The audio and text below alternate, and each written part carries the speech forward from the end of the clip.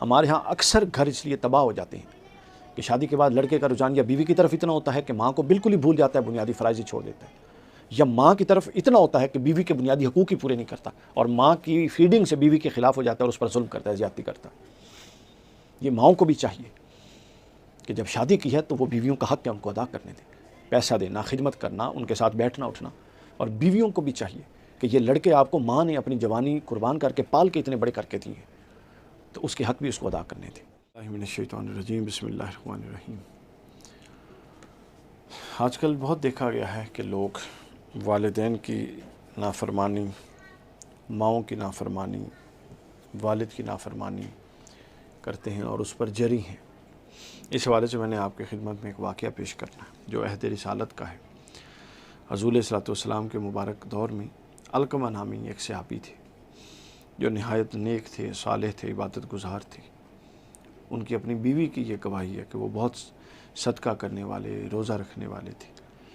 اچانک وہ بیمار ہوتے ہیں اور بیمار ہونے کے بعد وہ بیماری اتنی شدید ہو جاتی ہے کہ وہ حالت نزا تک پہنچ جاتے ہیں۔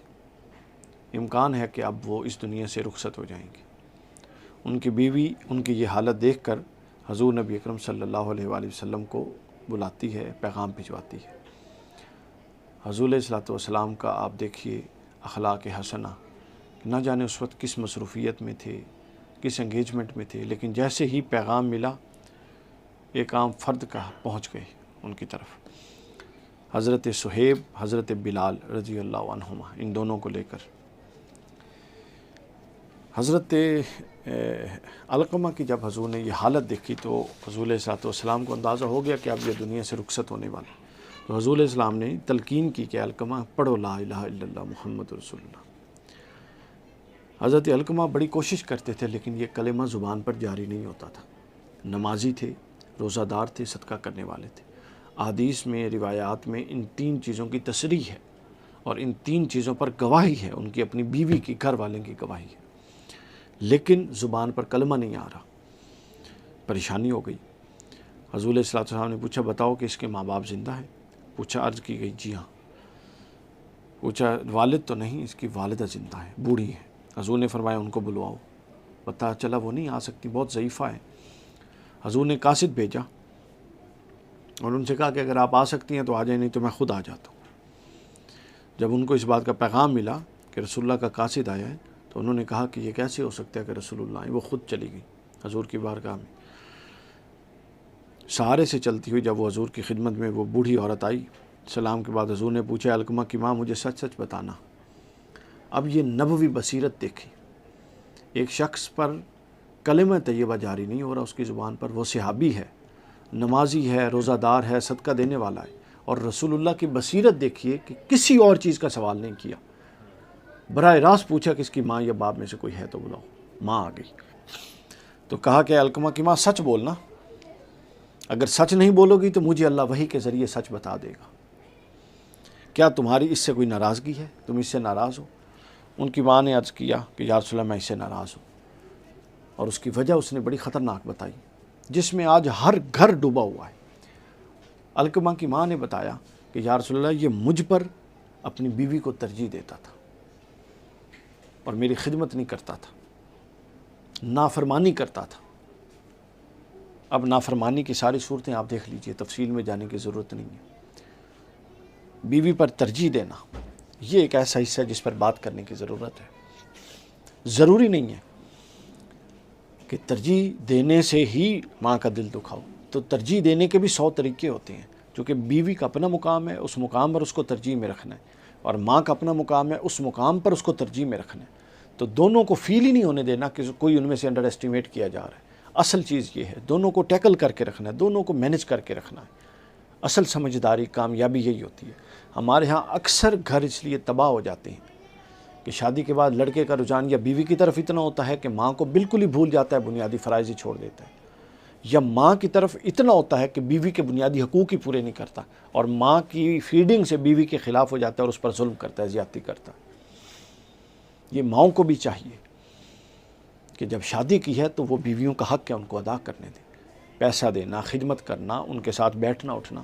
اور بیویوں کو بھی چاہیے کہ یہ لڑکے آپ کو ماں نے اپنی جوانی قربان کر کے پال کے اتنے بڑے کر کے دیے ہیں، تو اس کے حق بھی اس کو ادا کرنے تھے۔ تو علقمہ کی ماں نے کہا کہ یا رسول اللہ یہ میں اس سے ناراض ہوں، یہ بیوی کو ترجیح دیتا ہے اور مجھ سے میری نافرمانی کرتا ہے۔ حضور صلی اللہ علیہ وسلم نے فرمایا علقمہ کی ماں تو ناراض ہے۔ اب نبوی بصیرت اور حضور کی انالیسس دیکھیے۔ حضور نے فرمایا تو چونکہ ناراض ہے لہٰذا اس وجہ سے اس کی زبان پر کلمہ نہیں جاری ہو رہا۔ حضور نے فرمایا اچھا ٹھیک ہے بلال جاؤ اور لکڑیاں جمع کرو۔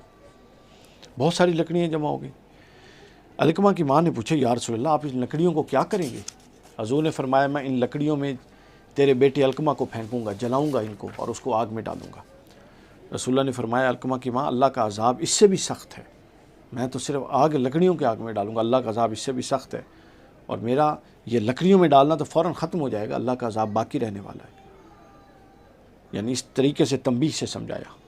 پھر فرمایا اگر تم پسند کرتی ہو کہ اللہ اسے بخش دے تو اسے معاف کر دو، اس سے راضی ہو جاؤ، اور اس ذات کی قسم جس کے قبضے قدرت میں میری جان ہے، حضور نے قسم اٹھائی، فرمایا جب تک تم ناراض رہو گی نماز روزہ صدقہ اس کو فائدہ نہیں دے گا۔ حضور نے قسم اٹھا کے یہ کہا۔ ہم کام پھر رہے ہیں کہ جب تک یعنی اختلاف ہو سکتا ہے ماں باپ سے، شادی کے بعد بہت سارے معاملوں میں ماں باپ والدین کی طرف سے زیادتی ہو جاتی ہے، اس زیادتی کا مطلب آپ پرنسپل سٹینڈ لیں، اس زیادتی کا مطلب تذلیل یا ان کے حقوق غصب کرنا یا ان کی خدمت ختم کرنا یا ان کی مالی ان کی کفالت کرنا اور ان کی ضروریات پوری کرنا، یہ اس میں نہیں آتا، وہ بہر صورت کرنا ہے چاہے وہ بے شک وہ ظلم بھی کیوں نہ کرے۔ تو فرمایا حضور نے قسم اٹھا کر کے روزہ نماز صدقہ کوئی فائدہ نہیں دے گا۔ اس خاتون نے عرض کیا رسول اللہ میں اللہ تعالیٰ کے فرشتوں کو تمام مسلمانوں کو گواہ بنا کے کہتی ہوں کہ میں اسے راضی ہوں۔ اب آگے حضور کا سنی۔ حضور نے فرمایا اے بلال جاؤ بھاگ کے جاؤ اور دیکھو علقمہ کی زبان پر کلمہ جاری ہوا ہے کہ نہیں۔